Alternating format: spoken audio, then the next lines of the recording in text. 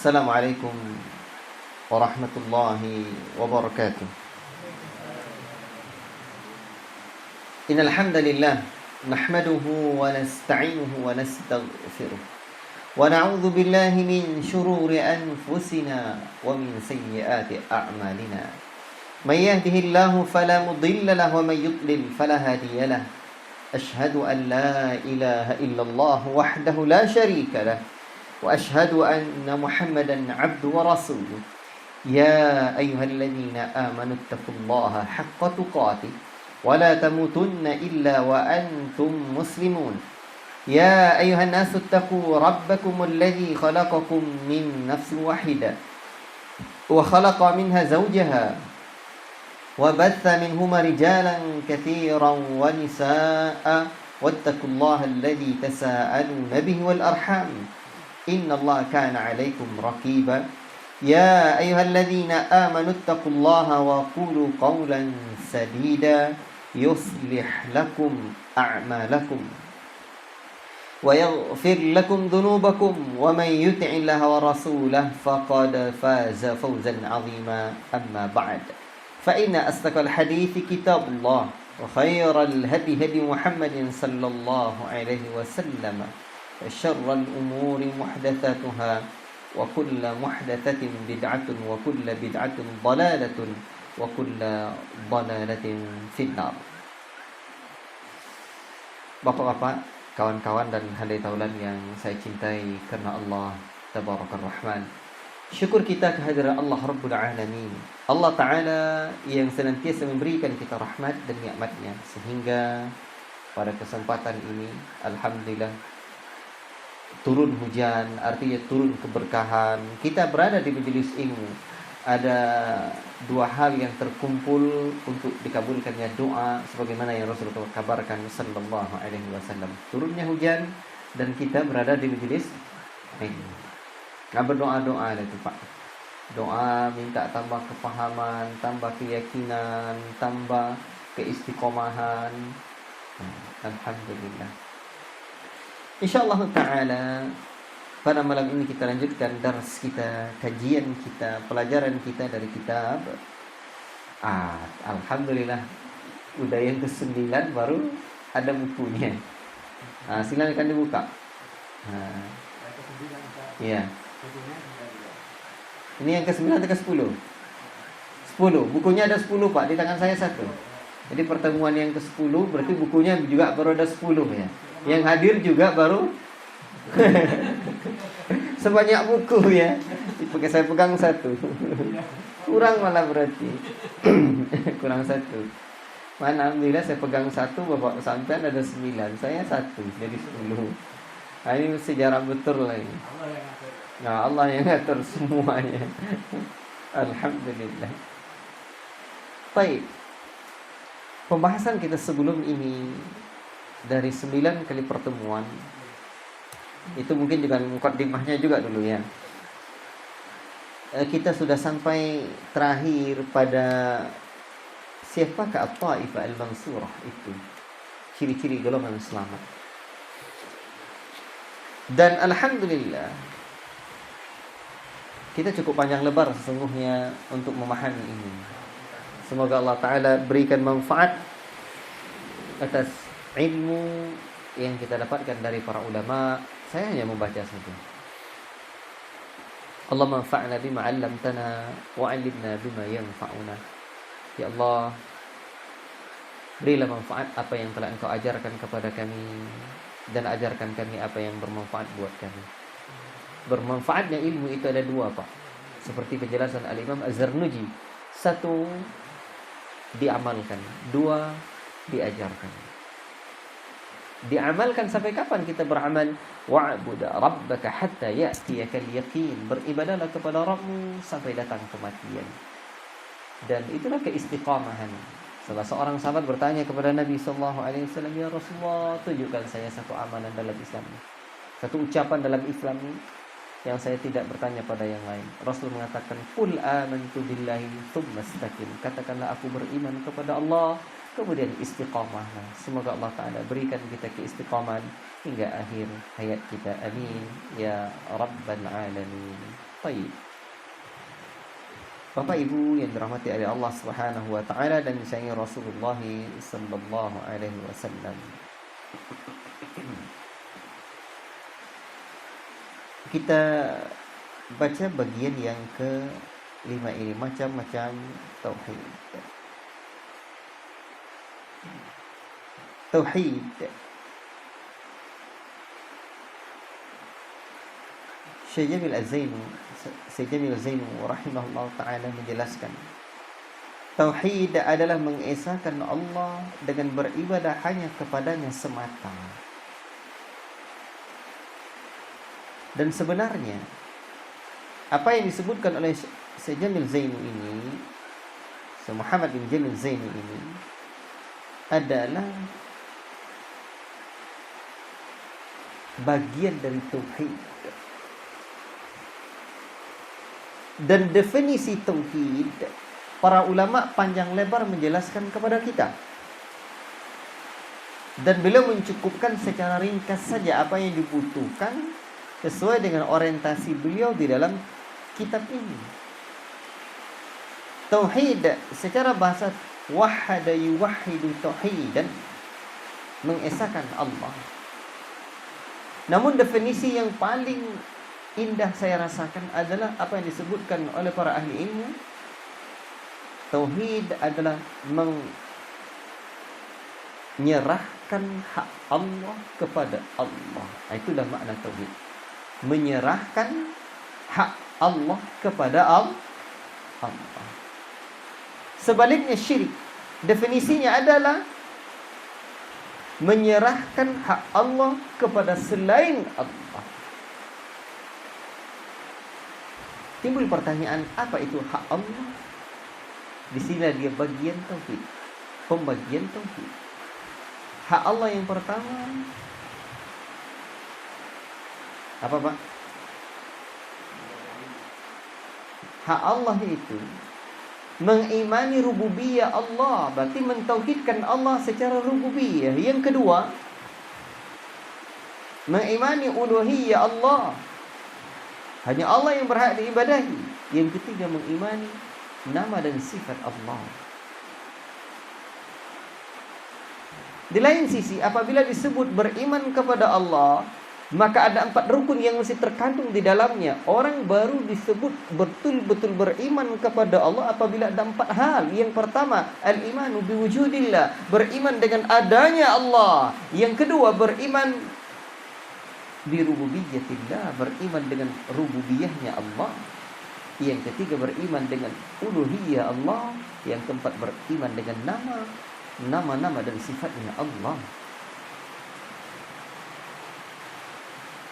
Lawannya tauhid adalah kesyirikan. Dan Allah Ta'ala menjadikan dalam hidup ini ada 2 hal yang senantiasa berlawanan, hak dan ada yang batil. Ada yang hak, kebenaran, dan ada kebatilan, kekeliruan, kesalahan. Sebaliknya, ada sunnah dan juga ada bid'ah. Ada tauhid dan juga ada syirik. Ada ketakwaan, juga ada kemaksiatan. Keduanya tidak akan berkumpul sama. Apabila bercampur antara yang hak dengan yang batil, maka jadilah dia kebatilan. Wala talbisul haqqa bil batil. Jangan kalian campur adukkan antara yang hak dengan yang batil. Baik. Apa tadi definisi syirik? Memalingkan hak Allah kepada selain Allah. Itu dia. Ini hak Allah diserahkan kepada selain Allah. Tauhid menyerahkan hak Allah untuk Allah. Kemudian Syekh Muhammad bin Jamil Zainu rahimahullah ta'ala menyebutkan tauhid adalah mengesahkan Allah dengan beribadah kepadanya. Dan ini sejalan dengan apa yang Allah Ta'ala sebutkan, wa ma khalaqatul jinna wal insa illa liya'budun. Tidaklah aku ciptakan jin dan manusia melainkan untuk beribadah kepadaku. Ini tujuan Allah menciptakan. Timbul pertanyaan, tapi Ustaz, banyak juga orang Allah ciptakan tidak beribadah dia kepada Allah.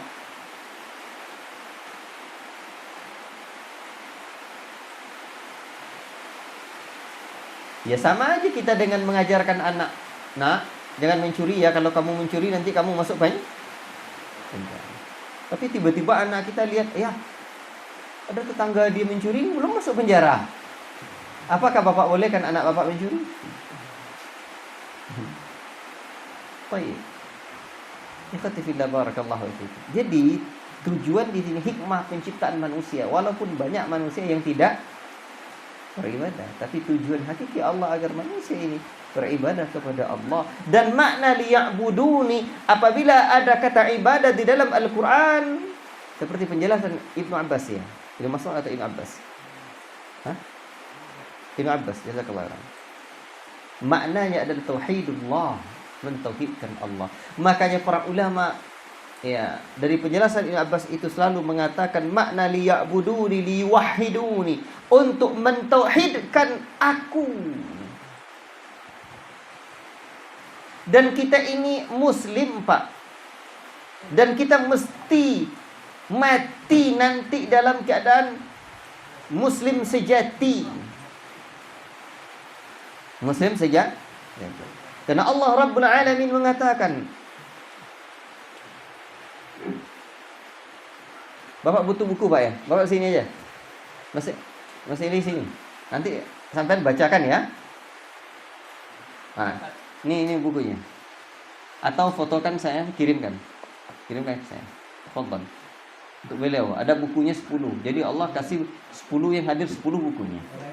Nah, 10 itu saya ada bukunya. Itu masih fotokan kirim ke saya.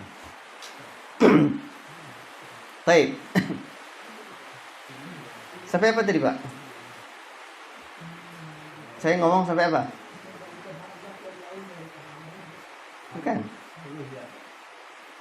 Bukan tadi sampai apa, Ki? Saya ngomong tadi sampai apa? Makna liwahidu. Iya. Jadi kita, Allah Ta'ala katakan wala tamutunna illa wa antum muslimun. Jangan sekali-kali jangan kalian mati. Jangan sekali-kali jangan kalian mati kecuali kalian mati dalam keadaan muslim sejati. Muslim disebut muslim karena ada Islam dalam dirinya. Sekarang pertanyaannya, Islam itu apa? Definisi Islam itu apa? Sudah dapat, Pak? Apa definisi Islam? Ini kajian kita sebelum ini banyak tentang manhaj. Ini mulai masuk kepada akidah. Dan bab akidah itu, Pak, ada 9 bab akidah. Pembahasan ilmu akidah itu ada 9. Saya ada kajian di Masjid Ar-Raudhah di apa namanya, di Teratak Bulu sana. Itu ada yang di apa namanya itu, di atas Alfamart. Mengatakan Masjid Ar-Raudhah sebelah hijau sebelah kanan. Nah, kalau Bapak kapan-kapan memperlukan baru, nah ya, monggo mampir di sana. Saya ada kajian saya 2 kali sebulan di sana. Saya bahas Madkhali Dirasat Aqidah Al-Islamiyah, pengantar akidah Islam. Jadi baru pengantarnya itu. Jadi pembahasan ilmu akidah itu ada 9 bab. Banyak juga ya, Ustaz? Iya betul. Dan apa saja yang 9 itu? Pertama tauhid dan syirik. Ini dia pembahasan kita nih, tauhid. Dan itu yang besar. Yang kedua iman dan kufur.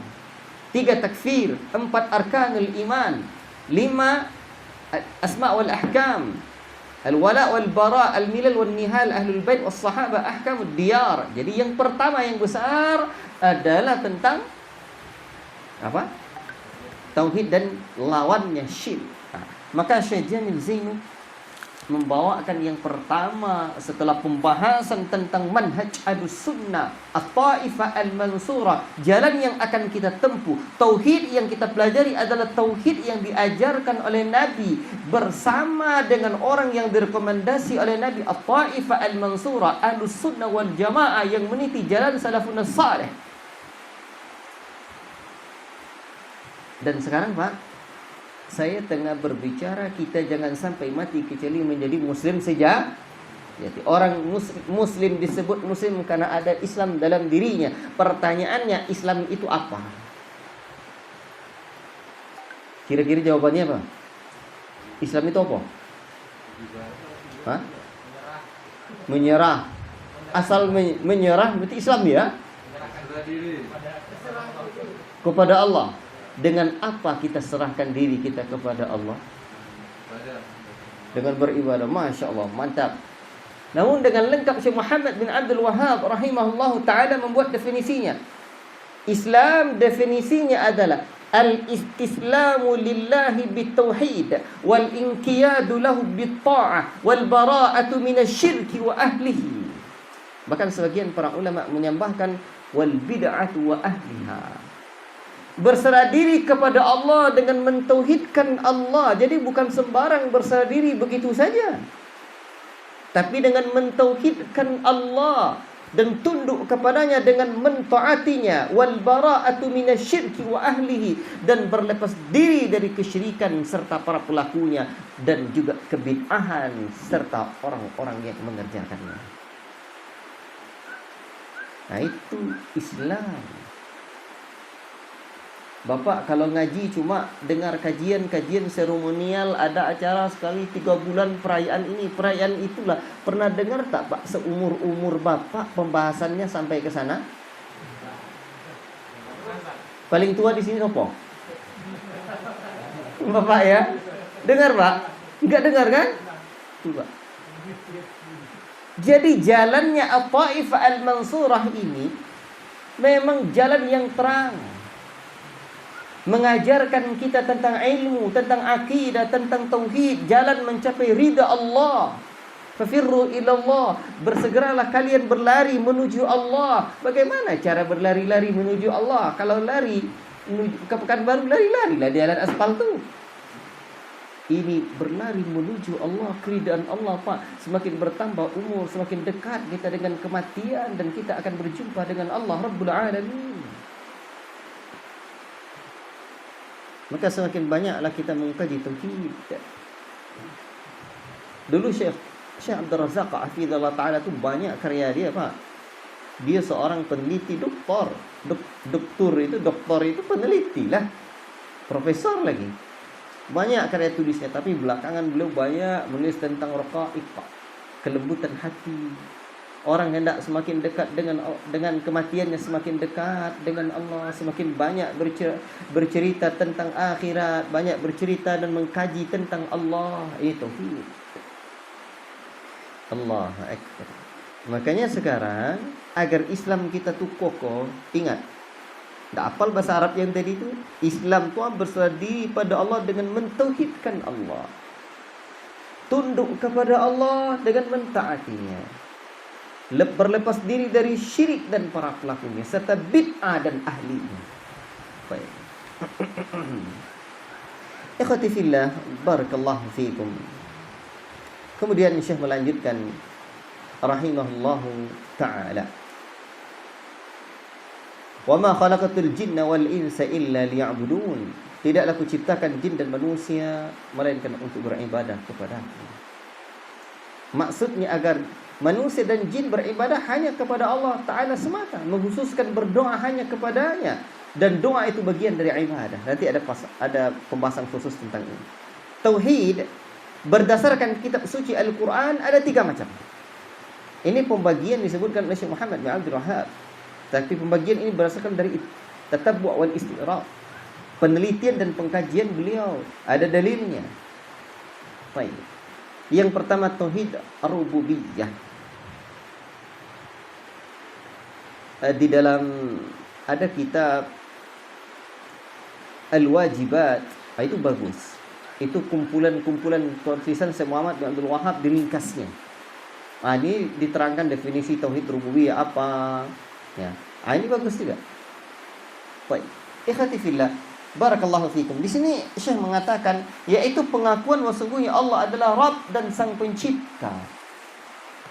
Baik. Kemudian di sini beliau tidak membuat definisi secara lebih detil.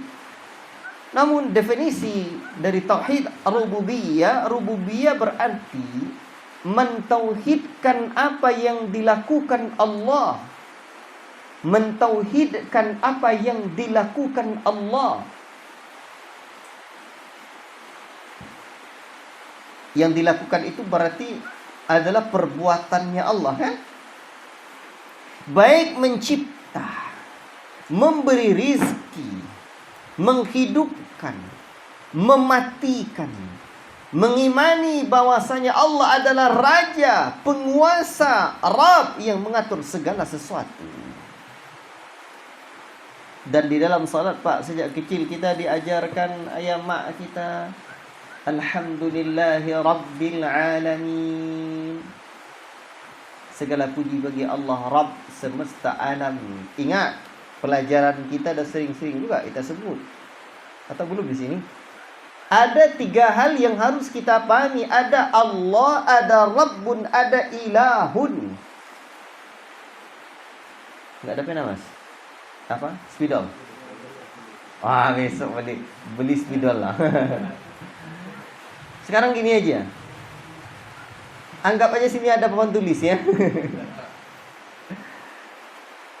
Ada Rabbun, ya Rabbi. Apa makna kata Rabbun, Pak? Kata Rabbun ini maknanya ada 3 hal. 1, pencipta. 2, pengatur. 3, pemilik. Atau juga pengawas. Ada orang yang bisa dia menciptakan, tapi tidak bisa mengatur. Bukan pula dia pemiliknya. Contoh, ada orang yang jago dia buat jualan, buat baksonya jago, tapi jualannya kagak pandai. Jadi yang ngaturnya bukan dia. Betul? Banyak nggak, Pak? Buat produknya bisa, tetapi mengelola produk itu sehingga jadi besar, itu pekerjaannya para pebisnis, para pedagang, bahkan petani-petani itu, Pak. Yang mereka bekerja yang membuat sesuatu itu, padahal enak dibuat, malah yang dapat untung pedagangnya. Betul, Pak ya? Tanam ubinya besar-besar.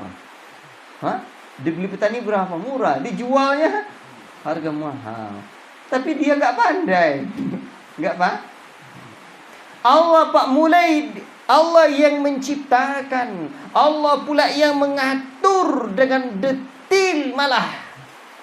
Dan Allah pula pemiliknya atau yang mengawasi semuanya. Itulah makna kata Rabbun. Jadi Allah itu Rabbul Alamin, Rabb semesta alam. Sekarang pertanyaannya, alam itu apa?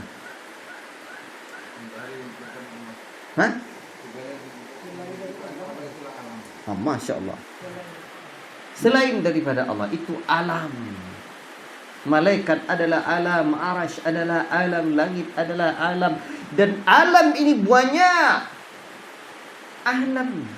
Mulai dari yang sebesar-besarnya makhluk Allah yang terbesar adalah arsh. Arsh. Dan makhluk Allah yang paling kecil apa? Belum seberapa itu semut, Pak. Masih bisa terindra oleh mata kita. Kuman belum nampak kita lagi. Ada yang lebih kecil dari itu lagi. Itu semuanya alam. Allah yang mengatur, Pak. Allah tahu. Allah yang menciptakan. Kita akui itu. Hanya Allah yang menciptakan. Allah yang mengatur. Allah pemiliknya. Allah yang mengawasi. Allah yang memberikan rizki. Dulu, Pak, ada orang di zaman mikroskop belum ada. Kuman-kuman belum terlihat. Bakteri-bakteri belum tampak.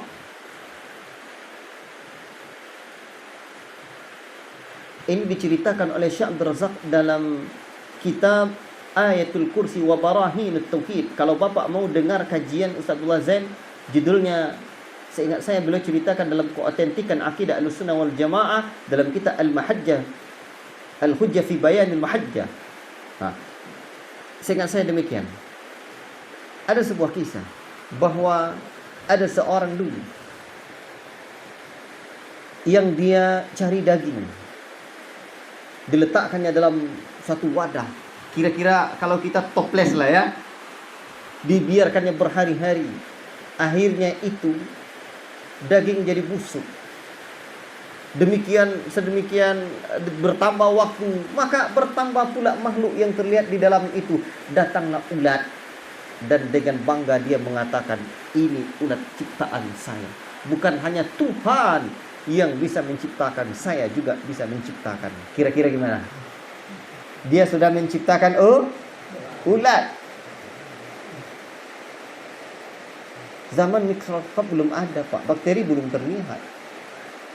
Tapi ada seorang ulama.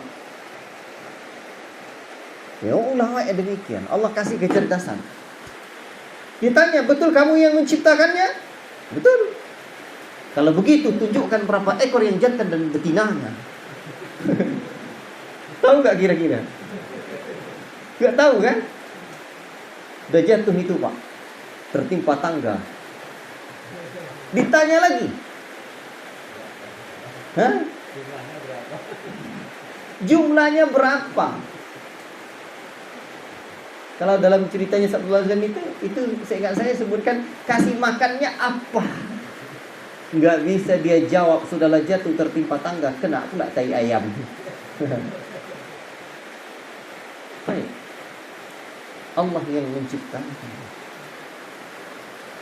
Wallahu khalaqakum wama ta'malun. Allah yang menciptakan kamu dan apapun yang kamu perbuat. Ada orang yang mengatakan seperti kalangan Hizbut Tahrir. Hizbut Tahrir ini, Pak, saya pernah ngaji dulu di Hizbut Tahrir. Jadi dalam kitab Nizamul Islam itu di bagian awalnya itu dicantumkan bagaimana tentang permasalahan ini. Dan memang ini di antara kekeliruan Hizbut Tahrir. Mereka membagi, Ahlussunnah kan meyakini bahwa semua yang ada di alam ini ada takdir Allah. Allah yang menciptakan. Bahkan sebelum alam ini ada, sudah ditetapkan. Ada qada dan qadarnya. Ketetapan Allah. Sehingga apa yang ada di alam ini menjadi takdir Allah. Takdir yang sudah ditetapkan Allah. Tapi kata golongan Hizbut Tahrir, mereka mengatakan bahwa ada yang wilayah Allah dan ada yang wilayah manusia. Yang wilayah Allah gempa bumi, yang wilayah Allah mungkin sesuatu hujan. Tapi kalau contohnya begini, ini contohnya, Pak, ya. Siapa sih yang megang ini sekarang? Firdaus. Ya. Kalaupun disebut lengkap Firdaus bin Bashir. Saya jatuhkan. Kata dia bukan wilayah Allah. Saya yang menjatuhkan. Maka mereka mengatakan bahwa pakai dalil juga.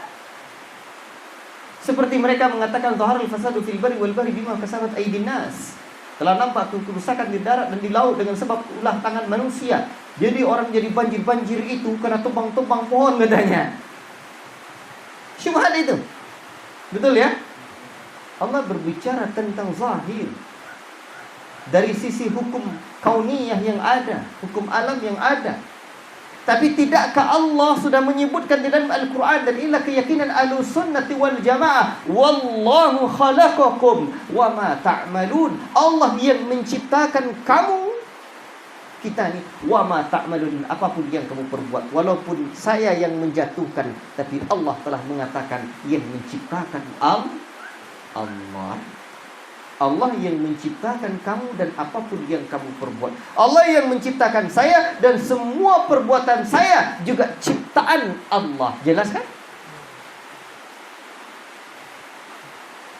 Makanya Hizbut Tahrir itu, Syekh Muhammad Nasiruddin Al-Albani itu punya satu kitab yang bagus tentang bantahan ini. Hizbut Tahrir Mu'tazilatul Jud. Hizbut Tahrir Mu'tazilah gaya baru. Siapapun kawan-kawan yang dengar ceramah saya ini, kajian saya ini, jangan marah dulu. Ini kan saya sebutkan, dan silakan diteliti, dibaca kitab Syekh Muhammad Nasiruddin Al-Albani ini, di antaranya Hizbut Tahrir Mu'tazilatul Jud. bantahan ilmiah seorang ulama perlu kita renungi.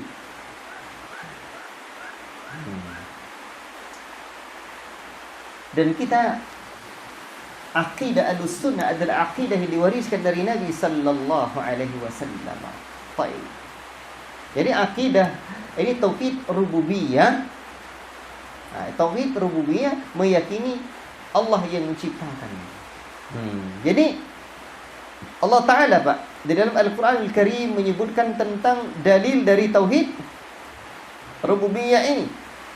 Misalkan firman Allah, ala lahul khalq wal amr, tabarakallah rabbul alamin. Ketahuilah segala penciptaan dan perintah hanya menjadi hak Allah, maksudnya Allah Rabb semesta alam. Jadi ada Rabb kan? Dah selesai. Apa makna kata Rabb? Pencipta, pengatur, terus pemilik, maksudnya pengawas ya. Dan semua perbuatan Allah. Sekarang makna kata Allah. Rabb kita siapa apa? Rabbi Allah, Rabbku Allah. Ma makna kata Allah? Ibn Abbas menyebutkan makna kata Allah dzul uluhiyyati wal ubudiyyah, pemilik atau yang berhak diibadahi dan disembah. Itu makna kata Allah. Dan makna kata ilahun yang sering kita baca dalam kalimatul ikhlas, kalimatul tauhid, la ilaha illallah, tidak ada ilah melainkan Allah. Ma makna ilahun? Ilahun maknanya al-ma'budu hubban wa ta'ziman, yang diibadahi dengan penuh cinta dan pengagungan. Apa makna kata ilahun? Al-ma'budu hubban wa ta'ziman, yang diibadahi dengan penuh cinta dan pengagungan. Baik. Selesai Pak ya? Dan Syekh Muhammad Nasiruddin Al-Albani rahimahullah ta'ala dalam syarah atau ta'liq aqidah At-Tahawiyah, seingat saya belum menyebutkan tentang syirik. Ada syirik itu juga dibagi 3. Syirik dalam rububiyah, syirik dalam uluhiyah, dan syirik dalam asma' wa sifat. Baik.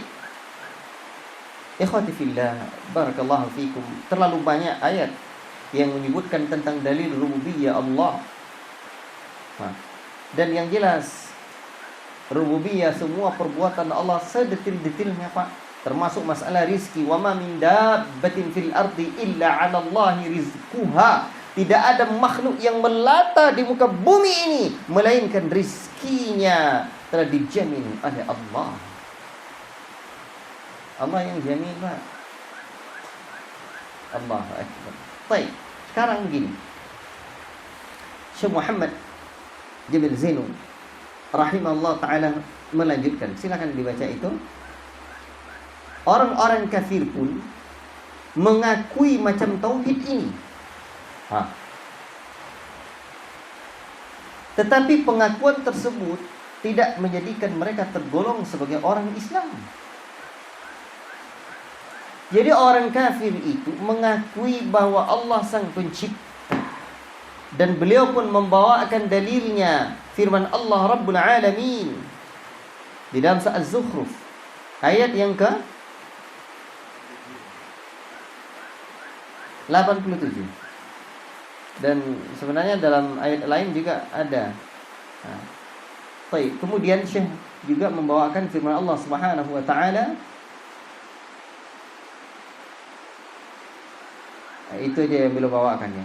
Berbeda dengan orang komunis, mereka mengingkari keberadaan Tuhan. Dengan demikian mereka lebih kufur daripada orang-orang kafir jahiliyah. Baik. Ikhwati fillah, barakallahu fiikum. Tentang diakuinya oleh orang-orang musyrikin jahiliyah, oleh orang-orang Arab jahiliyah, bahwa Allah adalah sang pencipta lebih detail. Allah Ta'ala juga terangkan dalam surah Al-Mu'minun. Coba dengarkan firman Allah Rabbul Alamin. Qul man rabbus samawati Rabbus samawati sab'i wa rabbul arsyil azim. Ini detil. Katakan hai Muhammad, siapa? Tanya hai Muhammad, siapa Rabb? Apa makna Rabb tadi? Pencipta, pengatur, pemilik langit yang 7 dan Rabb pencipta arsy yang agung itu. Sayaquluna lillah. Mereka akan mengatakan itu milik Allah. Afala tattaqun. La ilaha illallah. Kenapa kalian tidak bertakwa? Kenapa kalian tidak bertakwa? Jadi langit dan bumi mereka tahu bahwa Allah yang menciptakan. Bahkan arsy mereka tahu bahwa Allah yang menciptakan. Bahkan dengan kalimat sayaquluna lillah, milik Allah itu. Lalu Allah Ta'ala juga sebutkan, Qul man biyadihi malakutu kulli syai'in wa huwa yujiru wa la yujaru alaihi in kuntum ta'lamun. Ini lebih detail lagi. Allah menceritakan tentang keyakinan yang ada di dalam dada orang-orang kafir jahiliyah ketika itu. Siapakah yang di tangannya berada kekuasaan? Di tangannya biyadihi malakut. Di tangannya ada kekuasaan. Kulli syai'in, segala sesuatu ini. La ilaha illallah. Wa huwa yujiru wa la yujaru alaihi. Dan coba tengok detil Allah menceritakan. Dia yang melindungi, tidak ada yang dapat dilindungi dari kemurkaan Allah, dari keinginan Allah, irada Allah. Jika kamu mengetahui, katakan, tanyakan kepada mereka, Muhammad, in kuntum ta'lamun, jika kalian tahu, silakan. Siapa? Lalu Allah menjawab, menceritakan juga, sayaquluna lillah. Mereka orang-orang Arab jahiliyah itu akan mengatakan, Allah, Allah, semuanya milik Allah. Qul fa anna tusharun. Ini dalil yang tegas. Lalu kalau demikian, maka bagaimana kamu bisa tertipu? Mereka tahu Pak, Allah yang menciptakan, Allah pemilik segalanya, di tangan Allah semua kerajaan alam ini. Allah tempat yang melindungi, dan tidak ada yang bisa dilindungi dari keinginan Allah, kemurkaan Allah Rabbul Alamin. Itu dalam surah Al-Mu'minun ayat yang ke-86 sampai 89. Di ayat lain dengan detil juga Allah menyebutkan bagaimana kondisi mereka orang-orang Arab jahiliyah itu. Di dalam surah Yunus ayat 31 sampai 32 Allah juga mengatakan, Qul man yarzuqukum minas sama'i wal ard. Katakan hai Muhammad, siapakah yang memberikan rizki kepadamu dari langit dan bumi itu? Allah pancarkan rizki kita dari langit. Allah pancarkan rizki pula dari bumi. Amman yabliku sam'a wal absara wa man yukhrijul hayya minal mayyit. Bahkan siapakah yang kuasa menciptakan pendengaran dan penglihatan, dan siapa pula yang mampu menghidupkan benda yang, siapakah yang mampu mengeluarkan benda yang hidup dari benda yang mati? Apa Pak? Menciptakan, mengeluarkan yang hidup dari benda yang mati. Apa yang mati? Apa contoh benda yang mati? Yang tampak mati gitu ya, telur, tidak bergerak dia kan? Nampak hidup keluar darinya ayam, cut bunyi dia. Atau yang tampak, misalkan dari dalam bumi saja, keluarlah benda hidup, tumbuh-tumbuhan dan lain-lainnya. Wa yukhrijul mayyita minal hayy, dan mengeluarkan benda mati dari benda yang hidup. Apa tuh? Banyak. Iya. Banyak sekali, Pak. Wa may yudabbirul amra, dan siapakah yang mengatur semua urusan ini? Fasayaquluna Allah, mereka akan mengatakan Allah. Artinya orang-orang Arab jahiliyah tahu bahwa semuanya kepunyaan Allah, penciptaan Allah, ciptaan Allah. Fakul afala tattaqun, maka kenapa kamu tidak bertakwa? La ilaha illallah. Fadzalikumullahu rabbukumul haqq, Maka yang demikian itu adalah Allah Rabb kamu yang haqqa. Famadza ba'dal haqqi illa dhalal? Apakah yang akan terjadi setelah terangnya kebenaran itu melainkan hanya kesesatan?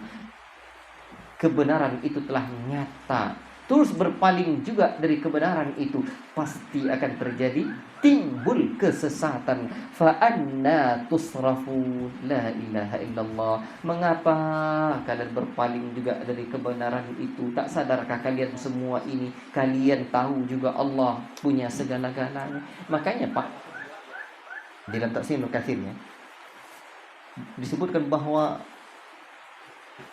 Zat yang menciptakan langit dan bumi inilah yang layak untuk diibadahi. Karena Allah yang menciptakan, Allah yang menghidupkan, Allah yang mematikan. Bayangkan, yang telah kita nikmati kepunyaan Allah, yang sedang kita nikmati kepunyaan Allah, yang kita cita-citakan juga kepunyaan Allah. Betapa tidak berakalnya kita ketika kita tidak beribadah dan bertauhid, tidak mentauhidkan Allah. La ilaha illallah. La ilaha illallah. Dan ada juga dalam surah Az-Zukhruf ayat yang ke-9, yang disebutkan oleh, cak lihat surah Az-Zukhruf ayat yang ke-87 itu ya. Cak lihat. Fadhal. Lagi.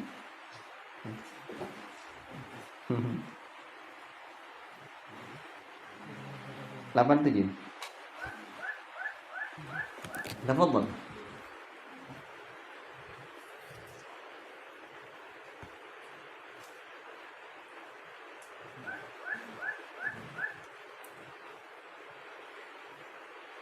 Sudah dapat? Coba baca Az-Zukhruf 87.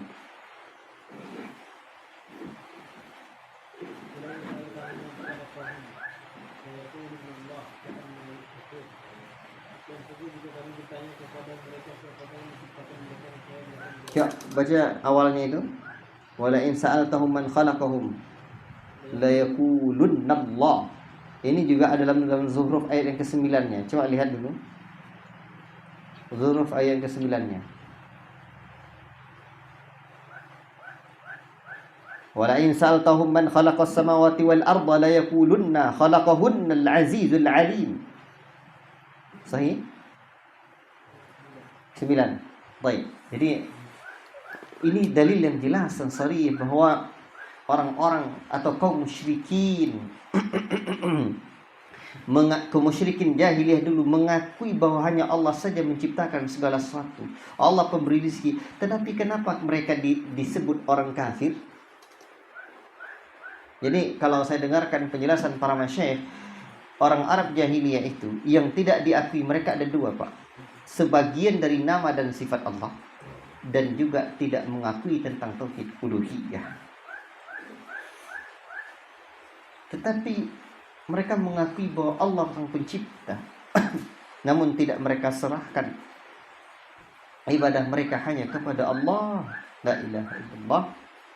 Tetap menyembah selain Allah mereka. Berarti kalau seperti itu, yang seperti ini banyak yang mirip zaman ini. Mereka mengakui juga Allah yang ngasih rizki, tapi perantaranya ini. Nah, itu yang jadi masalah. Perantaranya ini. Nah, di situ dia yang jadi masalah itu, Pak. Ikhwati fillah barakallahu fikum. Jadi tidak masukkan mereka dalam Islam. Baik.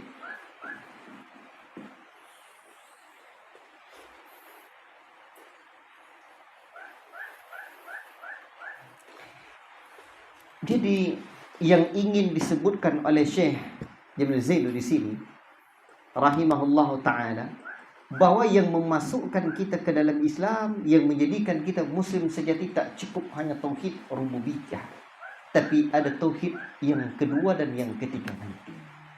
Adapun pembahasan detail tentang nanti perlakuan perilaku kesyirikan di zaman ini, coba lihat buku itu dulu. Coba pinjam satu Mas. Ini buku ini lengkap luar biasa, Pak. Dulu saya sendiri yang ngajarin buku ini di pondok. Ada rekaman terekam ini sebenarnya di FB. Ini Bapak lihat nanti. Itu isinya makna la ilaha illallah. Memang bagus buku ini. Makna Muhammadur Rasulullah. Kemudian makna iyyaka na'budu wa iyyaka nasta'in. Ini tauhid. Bagian awal ya manhaj dulu. Kemudian nanti mana Ar-Rahmanu 'alal 'arsy istawa. Dan ada nanti pembahasan khusus tentang ini, urgensi tauhid. Kalau kita bertauhid itu apa yang harus kita lakukan, keutamaan tauhid. Dan ada satu pembahasan nanti. Beliau juga sebutkan di sini musuh-musuh tauhid. Coba dilihat dulu di halaman. Di sini juga ada pengertian Wahabi.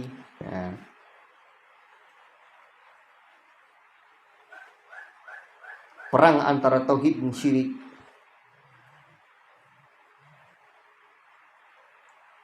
Syirik besar dan macam-macamnya. Syirik dalam doa. Macam-macam syirik kecil, fenomena kesyirikan. Ini beliau sebutkan perilaku-perilaku kesyirikan, kuburan dan tempat ziarah, kerusakan dan bahaya syirik. Ini tawasul yang diperbolehkan, tawasul yang dilarang, syarat-syarat turunnya pertolongan Allah. Jadi nanti akan ada pembahasan kita dari yang disebutkan oleh Syekh di sini tentang bagaimana orang-orang di zaman ini banyak pekerjaannya itu syirik, tapi mereka tidak sadar bahwa itu adalah pekerjaan syirik. Seperti firman Allah Subhanahu wa taala menceritakan tentang orang-orang terdahulu, bahwa orang terdahulu di kalangan orang-orang Arab ini, mereka menyembah berhala itu, Pak. Mereka bukan mengakui bahwa berhala itu yang menciptakan mereka, enggak. Tapi tujuan mereka seperti yang Allah Ta'ala ceritakan dalam di antaranya di dalam surah Ma na'buduhum illa liqarribuna ila Allahi zulfa. Itu di dalam surah Az-Zumar ya. Di dalam surah Az-Zumar Allah Ta'ala menceritakan tentang bagaimana hakikat yang mereka lakukan dahulu. Orang-orang Arab jahiliyah itu ya. Ala lillahi dinul khalis. Ketahuilah bahwa agama itu hanya milik Allah yang murni. Agama yang murni itu hanya milik Allah. Murni Pak, harus kita serahkan. Tidak boleh. Kalau ada susu seperti penjelasan yang disebutkan oleh Sa'madudi tentang bagaimana Buya Jufri rahimahullah ta'ala menceritakan tentang hakikat tauhid. Kalau ada susu sebelanga Pak, masuk taik sedikit, kita tak terima lagi. Agama yang murni. Ketika menceritakan tentang murni, Syekh Abdul Razak menyebutkan tentang firman Allah Subhanahu wa taala, Allah memperumpamakan murni itu, tauhid itu, khalis itu seperti susu yang keluar dari tubuh yang sapi. Dalam tubuh sapi ada cairan yang lain, tapi kenapa susu murni itu diperah tak bercampur dengan cairan yang lain? Begitulah murninya tauhid yang harus keluar dari dalam hati kita hanya untuk Allah. Kalau bercampur sedikit dengan darah kita tak mau lagi. Maka ala lillahi dinul khalis. Ketahuilah agama yang murni hanya milik Allah. Walladzina ittakhadhu min dunihi awliya'a.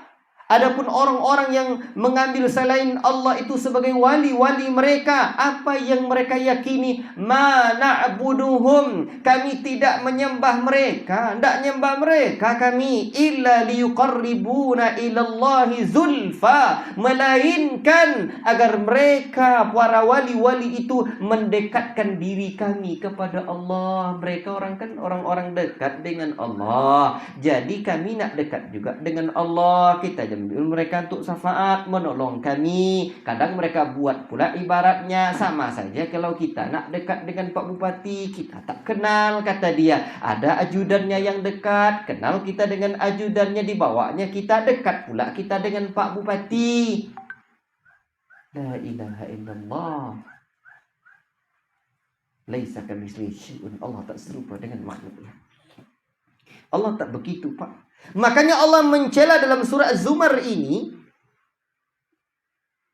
ya, orang-orang yang mengatakan perbuatan-perbuatan mereka itu ternyata dulu seperti itu. Ma na'buduhum illa liqarribuna ilallahi zulfa. Kami tidak menyembah Allah melainkan hanya agar mereka tidak menyembah patung-patung itu, tidak menyembah wali-wali itu melainkan agar mereka mendekatkan diri kami kepada Allah. Sebab Allah sudah mengatakan, Pak, idza sa'alaka ibadi anni fa inni qarib.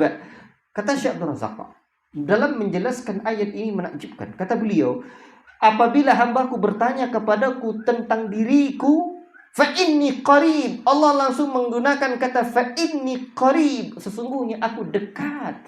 Tapi kalau Allah menyebutkan tentang ayat lain, yas'alunaka 'anil mahid. Kul, ada kalimat kul.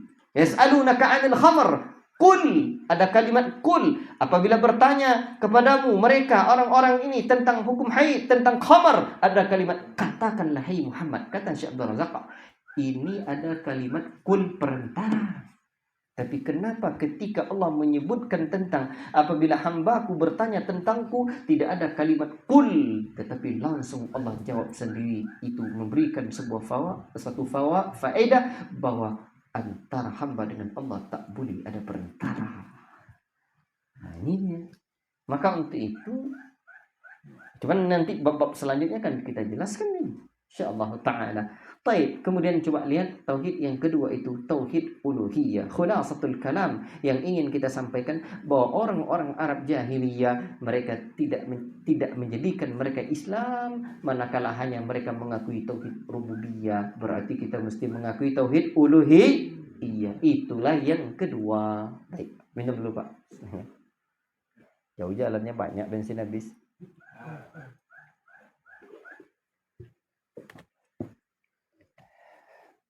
Yang kedua, mengesahkan Allah dengan melakukan berbagai macam ibadat yang disyariatkan. Seperti berdoa, memohon pertolongan, tawaf, menyembelih binatang kurban, bernazar, dan berbagai ibadah lain. Macam tauhid inilah yang diingkari oleh orang-orang kafir, kata Syekh Muhammad bin Jamil Al-Zaini. Dan itu pula yang menjadi sebab perseteruan dan pertentangan antara umat-umat terdahulu dengan rasul-rasul mereka. Karena mereka berdoa kepada penghuni kubur, berdoa kepada pohon besar. Rasul larang itu. Tujuan mereka liqarribuna ilallahi zulfa, untuk mendekatkan diri kami pada Allahnya. Bukan kami tidak aku ini bukan. Bukan untuk apa? Ini cuma untuk mendekatkan diri kami. Kami ini orang kotor. Begitulah kira-kira. La ilaha illallah. Bukan demikian Pak syariat Allah dan Rasulnya. Sejak zaman Nabi Nuh alaihi salam hingga diutusnya Nabi Muhammad, perseteruan antara para penyembah berhala dengan para rasul yang Allah Ta'ala utus adalah perkara ini. Bukan pada tauhid rububiyah, tapi pada tauhid uluhiyah. Senjata diangkat. Mereka halal, darahnya halal untuk diperangi, ditumpahkan, manakala mereka tidak mengakui tauhid uluhiyah. Makanya sungguh sangat aneh bahwa Pak, hari ini betapa banyak orang-orang yang mengucapkan la ilaha illallah. Dahulu Abu Jahal tidak mau mengucapkan la ilaha illallah karena tahu makna la ilaha illallah, konsekuensinya tinggalkan berhala, tinggalkan perantara antara hamba dengan Allah. Orang-orang sekarang enaknya saja mengucapkan la ilaha illallah, namun mereka karena tidak tahu konsekuensi dari makna itu. Bahkan doanya Pak, bayangkan ilmunya ilmu apa? Ilmu pelet, ilmu dukun, ilmu bunuh orang, rujurku rujurullah, kata Allah, masuk dalam kelima Allah. Pakai Allah juga. Atau baca doanya berkat la ilaha illallah, tapi tak apa pekerjaannya. Duhai, betapa sungguh sangat menyedihkan umat kita hari ini. Mereka dengan mudah mengucapkan la ilaha illallah, tapi mereka tidak tahu konsekuensi dari makna la ilaha illallah. Berbeda dengan Abu Jahal, di mana ia tidak mau mengucapkan la ilaha illallah karena mengerti makna dan konsekuensi la ilaha illallah. Di dalam suratul Fatihah Allah Ta'ala mengajarkan kita, iyyaka na'budu wa iyyaka nasta'in. Saya menyebutkan dalam banyak surahnya, kitab suci Al-Quran sering memberikan anjuran kepada tauhid uluhiyah ini, diantaranya agar setiap muslim berdoa dan minta hajat kepada Allah semata. Hanya kepada Engkau kami menyembah dan hanya kepada Engkau kami mohon pertolongan. Maksudnya khusus kepadamu ya Allah kami beribadah. Hanya kepadamu semata berdoa dan kami sama sekali tidak mohon pertolongan kepada selainmu. Tauhid uluhiyah ini mencakup masalah berdoa semata-mata hanya kepada Allah, mengambil hukum dari Al-Quran, tunduk kepada syariat Allah. Semua itu terangkum dalam firman-Nya, innani anallah la ilaha illa ana fa'budni. Sesungguhnya aku adalah Allah. Allah memperkenalkan dirinya kepada kita, Pak. Kalau Allah tak kenalkan dirinya pada kita, tak kenallah kita dengan Allah. Tidak ada ilah yang berhak diibadahi melainkan hanya aku, maka ibadahilah aku. La ilaha illallah. Surah Taha yang ke-14. Jadi begini, Bapak Ibu yang dirahmati oleh Allah Subhanahu wa taala, tauhid uluhiyah ini mengakui bahwa hanya Allah yang berhak diibadahi. Timbul pertanyaan, ibadah itu apa? Ibadah itu, Pak, definisinya adalah ismun jami'un likulli ma yuhibbuhu Allah wa yardah min aqwali wal af'ali adh-dhahira wal batinah.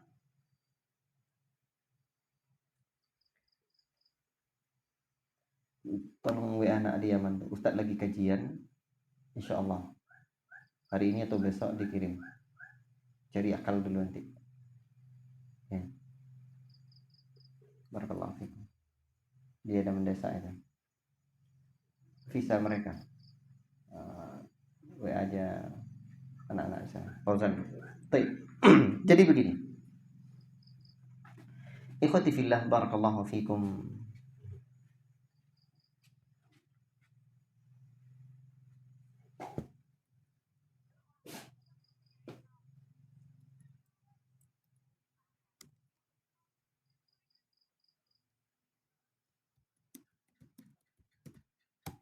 Ikhwati fillah, barakallahu fikum. Jadi tauhid uluhiyah, Pak, adalah menyerahkan ibadah kepada Allah. Apa itu ibadah? Satu nama yang terkumpul padanya tentang perkara-perkara yang dicintai oleh Allah dan diridhai oleh Allah, minal aqwali wal af'ali adh-dhahirati wal batinah, berupa perkataan dan perbuatan yang zahir dan yang batin. Berarti itu ibadah, Pak. Dan nanti anwa'ul ibadah itu banyak, macam-macam ibadah itu banyak. Salat ibadah enggak, Pak? Ibadah. Sekarang kalau kita sujud kepada kayu besar, boleh enggak tuh? Boleh enggak sujud pada kayu besar? Enggak boleh. Sujud kepada kuburan wali enggak boleh. Salat ibadah kan? Sekarang berserah diri kepada kayu besar, boleh enggak? Apa bedanya berserah diri dengan salat? Bedanya hanya pada salat zahirnya ibadah, yang tampak gerak-gerik itu ibadah zahir, af'al al-zahirah. Adapun berserah diri af'al al-batinah, ibadah batin. Jadi tidak boleh. Berserah diri kepada azimat. Apa makna berserah diri? Bersandarnya hati kita kepada benda-benda mati. Seperti yang Allah Ta'ala katakan, fatawakkal ala hayyil ladzi la yamut. Maka berserah dirilah kalian kepada zat yang hidup, hidupnya tak akan pernah mati. Jangankan bersandar dan berserah hati pada benda mati, Pak. Bersandar dan berserah hati pada benda hidup yang akan mati pun tak boleh. Ini pakai azimat. Makanya wajar Nabi sebutkan, man ta'allaqa tamimatan faqad asyraka. Barang siapa yang menggantung-gantungkan azimat, maka sungguh dia telah berbuat syirik. Pakai zimat tuh, Ukila ilaikan, tergantung hati kita pada benda-benda mati itu. Buka rumah makan, dibuat foto orang soleh biar dapat laris, atau pakai bulu perindu, atau pakai minyak manis gajah, apalagi macam-macam, pakai keris. Itu di mana kenanya? Kenanya kalau dia mengatakan, oh enggak, dengan perantara benda ini nanti Allah kasih rizki, kena di tauhid uluhiyah. Kalau dia mengatakan bahwa benda ini yang yang memberi rizki, kena di tauhid rububiyah. Sama-sama kah? Kena juga. Itu dia. Tapi Pak Ustadz, memang sejak saya benda ini memang laris dagangan saya. Memang laris. Begini saja. Sekarang Pak, kalau dapat beras mencuri sama orang, di tanahnya nasi, kenyang nggak? Kenyang kan?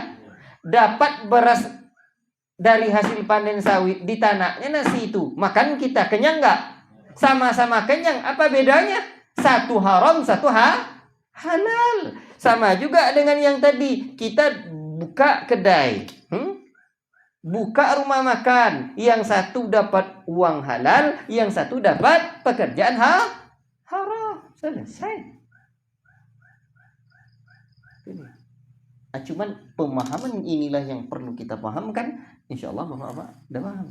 Nah, tinggal lagi sekarang ibadah itu dikembangkan Pak. Syekh Muhammad bin Abdul Wahab tulis satu kitab tentang tauhid ini Pak. Kitabut Tauhid namanya. Itu pembahasannya tidak sebentar Pak. Bertahun-tahun guru-guru kita mengajarkan kitabut tauhid itu baru khatam. Sebab Pak, ini begini. Itu kitabut tauhid pembahasannya hanyalah tauhid uluhiyah saja. Bayangkan tuh. Itu tauhid uluhiyah saja tuh Pak pembahasannya.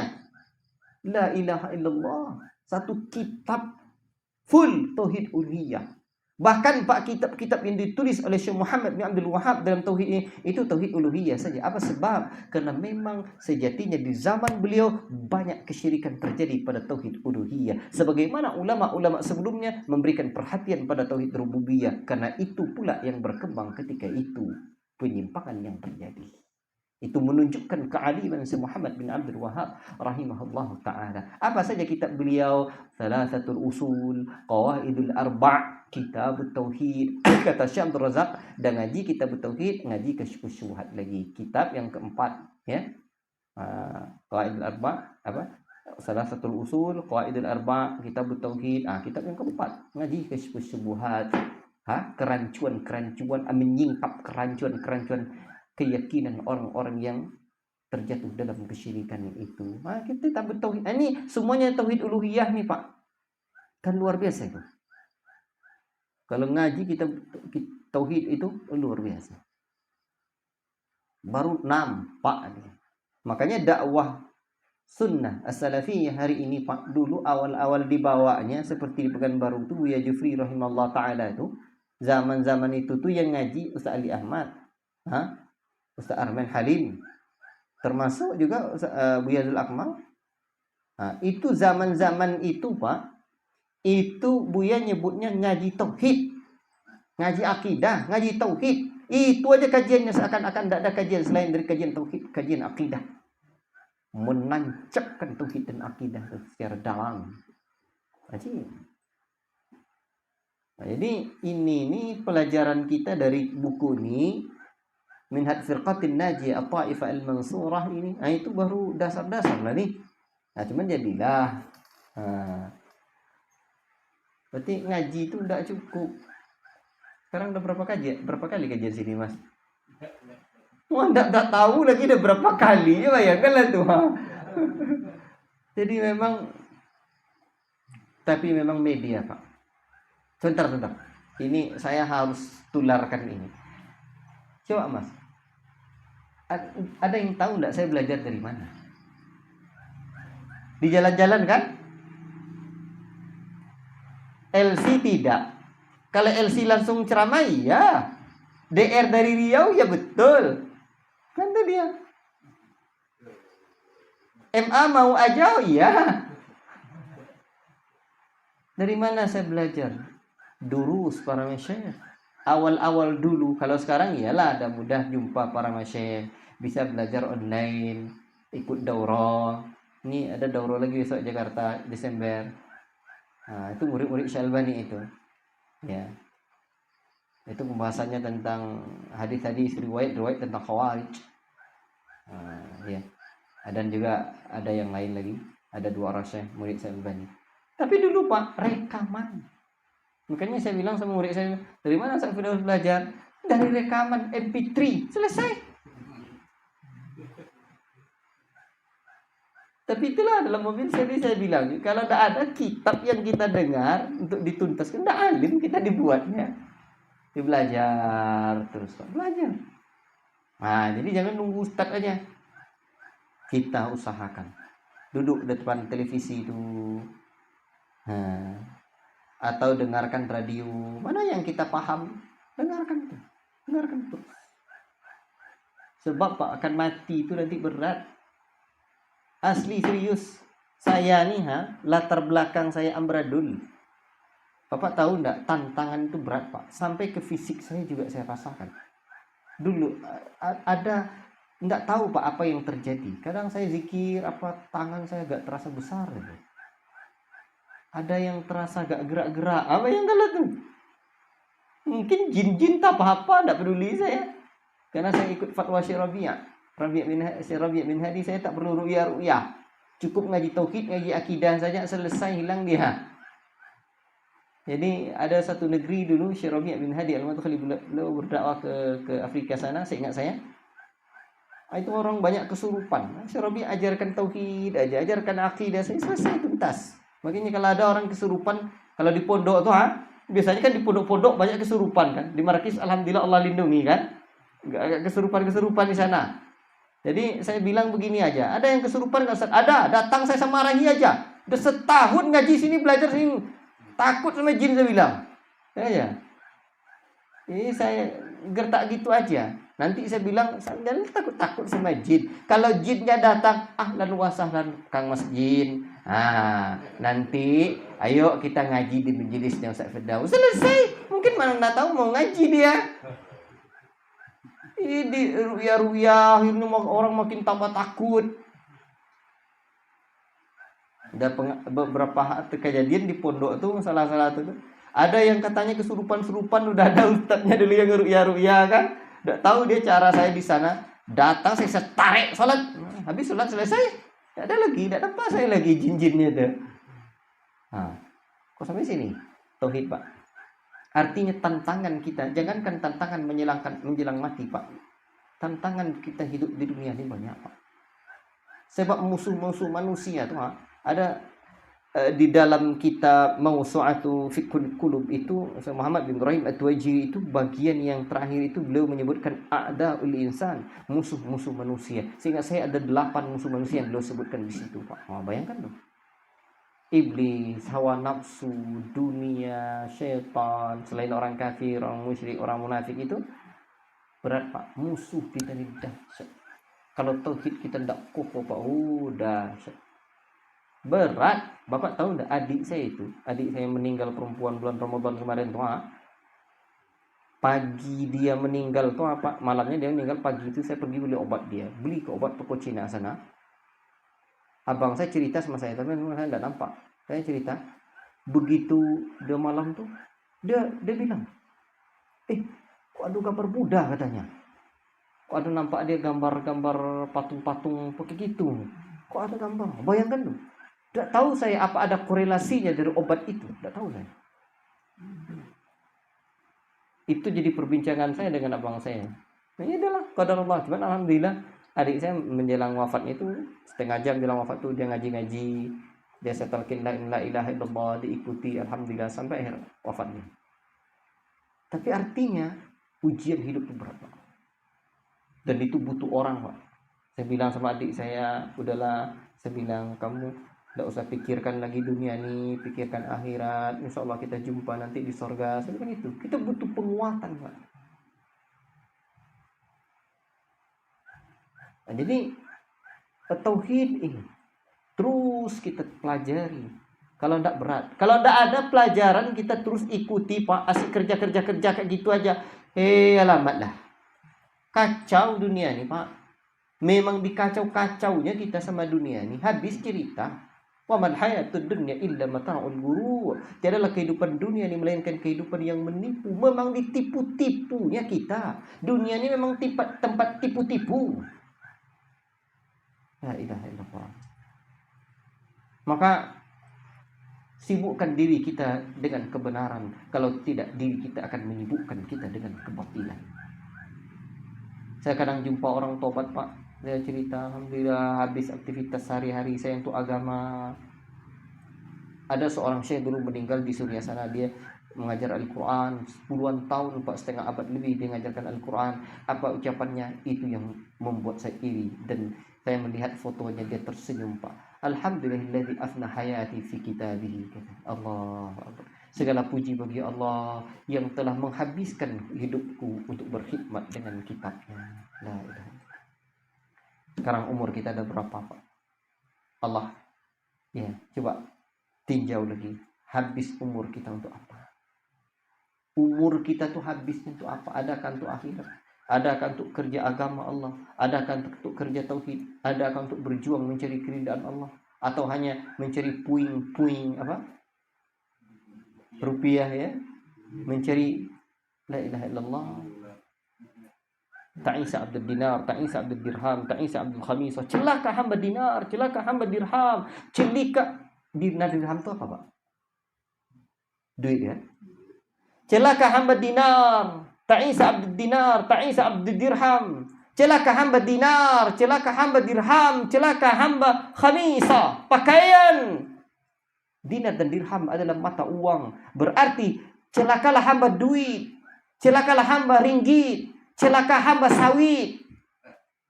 Betul? Apakah orang-orang yang sibuk dengan duit, ringgit dan sawit, mereka menyembah duit, ringgit dan sawit itu siang dan malam, pagi dan petang? Enggak.